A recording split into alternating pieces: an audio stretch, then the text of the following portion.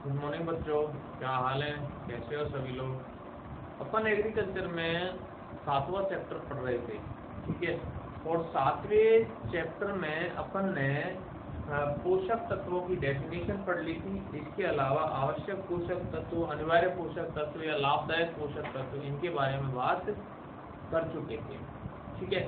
अब अपन इसमें आगे पढ़ते हैं पोषक तत्वों, आवश्यक पोषक तत्वों का वर्गीकरण। क्या पढ़ेंगे? आवश्यक पोषक तत्वों का वर्गीकरण, ठीक है। आवश्यक पोषक तत्वों का वर्गीकरण। तो आवश्यक जो पोषक तत्व हैं उनको अपन 3 भागों में वर्गीकृत कर सकते हैं। कितने भागों में?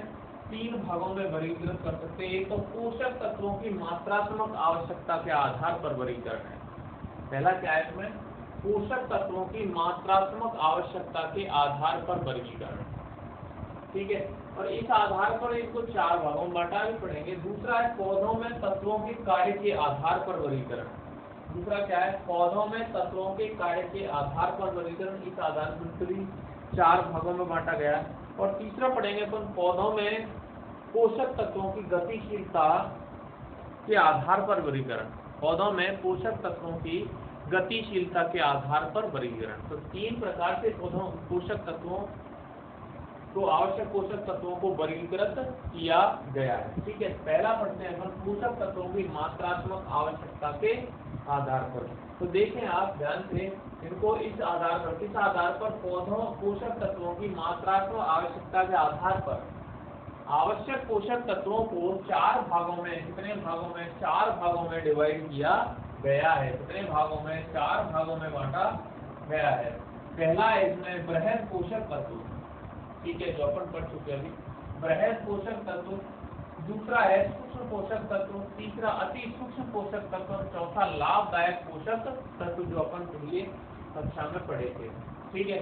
पहला बृहद पोषक तत्व, इसको 2 भागों में बांटा है। मुख्य पोषक तत्व, और मुख्य पोषक तत्व में कौन कौन से तत्व आएंगे? एक नाइट्रोजन है, फास्फोरस और पोटेशियम। ये क्या है? मुख्य पोषक तत्व है, नाइट्रोजन, फास्फोरस और पोटेशियम, ठीक है। बृहद पोषक तत्वों कितने भागों में? 2 भागों में, मुख्य पोषक तत्व और गौण पोषक तत्व, ठीक है। मुख्य पोषक तत्व कौन कौन से हैं? नाइट्रोजन, फास्फोरस और पोटेशियम है। गौण पोषक तत्व कौन से हैं? कैल्शियम है एक, एक मैग्नीशियम और एक सल्फर है। इनको द्वितीयक पोषक तत्व भी कहा जाता है। गौण पोषक तत्वों को क्या कहते हैं? द्वितीयक पोषक तत्व भी इनको कहा जाता है, ठीक है। तो ये बृहद पोषक तत्व हो गए 2 प्रकार के, मुख्य पोषक तत्व और गौण पोषक तत्व। मुख्य पोषक तत्व में नाइट्रोजन, फास्फोरस और कैल्शियम। गौण पोषक तत्व में कैल्शियम, मैग्नीशियम और सल्फर, ठीक है। दूसरा है सूक्ष्म पोषक तत्व। तो सूक्ष्म पोषक तत्वों की मात्रा बहुत ही कम मात्रा में ये आवश्यक होते हैं, ठीक है। सूक्ष्म पोषक तत्व इनमें कौन कौन से रखे गए हैं? एक तो आयरन है, manganese, copper, zinc, boron, molybdenum, chlorine और निकेल, ठीक है। क्लोरीन और निकेल कौन कौन से हैं? आयरन है, मैंगनीज है, copper, zinc, boron, molybdenum, chlorine और निकेल। इनको रखा गया है इसमें सूक्ष्म पोषक तत्वों में, ठीक है, सूक्ष्म पोषक तत्वों में, ठीक है। पौधों के लिए इनकी सूक्ष्म मात्रा ही पर्याप्त होती है, इसीलिए इनको सूक्ष्म पोषक तत्व कहा जाता है। तीसरा है अति सूक्ष्म पोषक तत्व। तीसरा क्या है? अति सूक्ष्म पोषक तत्व। और इसमें रखा गया है sodium, vanadium, silicon, rubidium, selenium और गैलियम को। कौन कौन से? वापस सुने, sodium, vanadium, silicon, rubidium, selenium और गैलियम, ठीक है। ये सेलेनियम है और ये गैलियम है, ये रूबिडियम है, ठीक है। चौथा है लाभदायक पोषक तत्व, ठीक है। लाभदायक पोषक तत्व में अपन ने पिछली कक्षा में पढ़ी लिया पिछले वीडियो में। Aluminium, iodine, selenium, gallium, rubidium, strontium, nickel, chromium और आर्सेनिक, ठीक है। वापस सुने, aluminium, iodine, selenium, gallium, rubidium, strontium, निकल, क्रोमियम और आर्सेनिक, ये क्या है, लाभदायक पोषक तत्व। दूसरा है पौधों में तत्वों के कार्य के आधार पर, किस आधार पर, कार्य के आधार पर वर्गीकरण है दूसरा। ठीक है, तो इसको भी 4 भागों में बांटा गया है। पहला है आधारीय तत्व।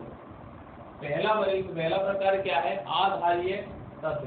तो ये पौधों का लगभग 95% भाग बनाते हैं।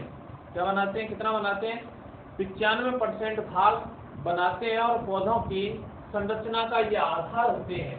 इसीलिए इनको आधारीय भाग, आधारीय पोषक तत्व कहा जाता है। ठीक है, क्या करते हैं, पौधों की संरचना का आधार बनाते हैं और पौधे का लगभग 95% भाग का निर्माण इनके द्वारा होता है। कौन कौन से हैं, कार्बन, हाइड्रोजन और ऑक्सीजन। कार्बन, हाइड्रोजन और ऑक्सीजन को आधारीय तत्व कहा जाता है। ठीक है, दूसरा है संरचनात्मक एवं ऊर्जा नियामक तत्व। दूसरा क्या है, संरचनात्मक एवं ऊर्जा नियामक तत्व। तो ये पौधों की संरचना का निर्माण करते हैं, संग्रह करते हैं और स्थानांतरण का कार्य करते हैं। पौधों की संरचना बनाने का कार्य ये करते हैं।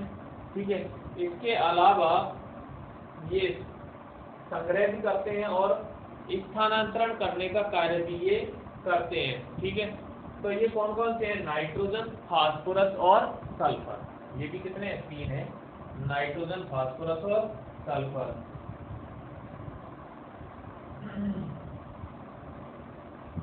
ठीक है, तीसरा प्रकार है नियंत्रक एवं वाहक तत्व।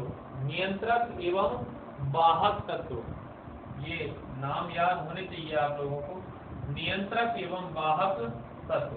ठीक है, तो ये क्या करते हैं, उपापचय क्रिया का नियंत्रण करते हैं और आयनों के वाहक का कार्य करते हैं। नियंत्रक एवं वाहक तत्व क्या करते हैं कि अभिक्रिया में, रासायनिक अभिक्रिया में उपापचय क्रिया का नियंत्रण करते हैं और आयन वाहक का कार्य किया जाता है।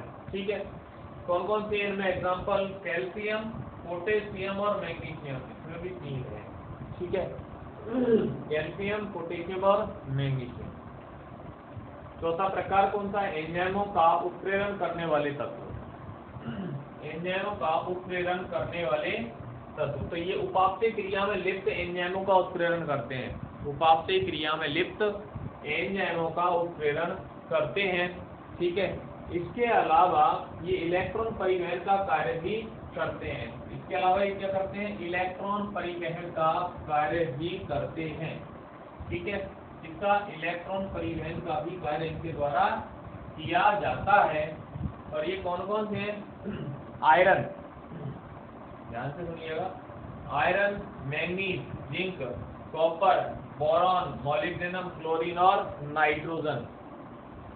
Iron, manganese, zinc, copper, boron, molybdenum, chlorine और नाइट्रोजन, ये कौन से प्रकार हैं, एंजाइमों का उत्प्रेरण करने वाले तत्व। अगला वर्गीकरण है इसमें पौधों में पोषक तत्वों की गतिशीलता के आधार पर वर्गीकरण। ठीक है, पौधों में पोषक तत्वों की गतिशीलता के आधार पर वर्गीकरण। तो इस आधार पर पोषक तत्वों को कितने 4 भागों में बांटा है, अत्यधिक गतिशील, मध्यम गतिशील, अल्प गतिशील और अचल गतिशील। अत्यधिक गतिशील जो तत्व है वो नाइट्रोजन, फास्फोरस और पोटेशियम है। नाइट्रोजन, फास्फोरस और पोटेशियम। मध्यम गतिशील में जिंक और मैंगनीज आता है। अल्प गतिशील पोषक तत्वों में सल्फर और आयरन आता है और अचल गतिशील में कैल्शियम और बोरॉन आते हैं। अचल गतिशील में कौन कौन से, कैल्शियम और बोरॉन। ठीक है, ये 3 वर्गीकरण से मेनली 3 प्रकार से वर्गीकृत किया गया, लेकिन एक चौथा और अन्य वर्गीकरण में अपन लिख सकते हैं, चौथा मान करके और अन्य वर्गीकरण अपन कर सकते हैं। अन्य वर्गीकरण में इसके आधार पर धातु और अधातु के आधार पर पोषक तत्वों का वर्गीकरण। ठीक है, तो धातु कौन कौन से, calcium, magnesium, potassium, iron, copper, zinc और मैंगनीज, ये धातु हो गए। और अधातु nitrogen, phosphorus, sulphur, molybdenum, chlorine, carbon, hydrogen और ऑक्सीजन, ये क्या है, ये धातु है। ठीक है, अब ये तो था आवश्यक पोषक तत्वों का वर्गीकरण। इसके बाद में अपन देखते हैं पोषक तत्वों की मात्रा एवं पादप वृद्धि में संबंध। पोषक तत्वों की मात्रा एवं पादप वृद्धि में संबंध। तो पोषक तत्वों की मात्रा और पादप वृद्धि में संबंध को अपन 4 पॉइंटों के द्वारा पढ़ेंगे। कितने पॉइंटों के द्वारा? 4 पॉइंटों के द्वारा पढ़ेंगे, जिनमें पहला पॉइंट है अभाव। पहला पॉइंट क्या है? अभाव।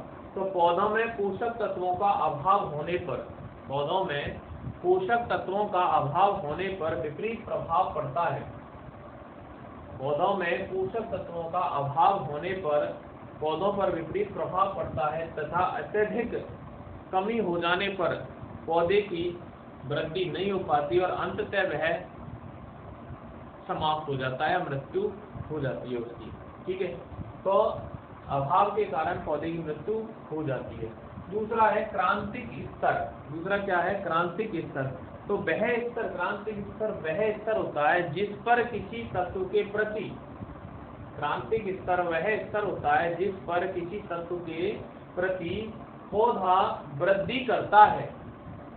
किसी तत्व के प्रति पौधा क्या करता है? वृद्धि करता है, तो वो कहलाता है क्रांतिक स्तर कहलाता है। ठीक है, अब क्या कह सकते हैं? इसका मतलब क्या हो गया कि उस तत्व की आपूर्ति करने पर, कौन से तत्व की? जिस तत्व के सापेक्ष पौधा वृद्धि करता है। ठीक है, तो उस तत्व की आपूर्ति करने पर पौधों की जो रुकी हुई वृद्धि है वह शुरू हो जाती है। जैसे ही वो तत्व उस पौधे की जड़ों में जाएगा, पौधे के संपूर्ण भागों में पहुंचेगा जड़ों के माध्यम से, और उस तत्व की उसमें वृद्धि हो जाएगी, जिसके कारण पौधा पहले की भांति वृद्धि करना प्रारंभ कर देगा। ठीक है, अगला जो प्रकार है वो है पर्याप्त स्तर। अगला क्या है? अगला टॉपिक क्या, पॉइंट क्या है? पर्याप्त स्तर।